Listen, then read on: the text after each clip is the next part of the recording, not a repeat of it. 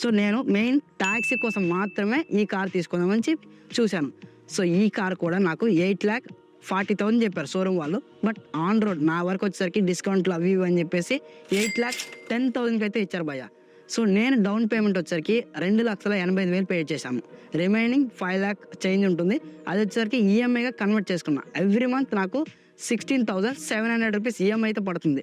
ఈ వ్యాగనర్కే 16,000 పడితే అంటే 300 తక్కువ 17,000 పడింది. సో ఓకే, కొంచెం కంఫర్ట్ అనిపించింది. ఎందుకంటే నేను మోస్ట్లీ ఆన్లైన్ ట్రిప్స్ మాత్రమే చేస్తాను. సో ఓవర్లో మంచిగా ఎర్నింగ్స్ రావాలంటే ప్రతిరోజు మోర్ దెన్ 15 hours లాగిన్లో ఉంటే మన సిఎన్జి ప్లస్ మన ఈఎంఐ తీసేసి ప్రతిరోజు మనం 2,000 రూపాయలు అయితే ఎర్నింగ్ చేయొచ్చు. ఎలా చేయొచ్చో పక్కా ప్లాన్గా వీడియోస్ అయితే షూట్ చేస్తాను. అట్ ద సేమ్ టైం మీకు కూడా చెప్తాను. సో నేను మిమ్మల్ని మోటివేషన్ చేయట్లా.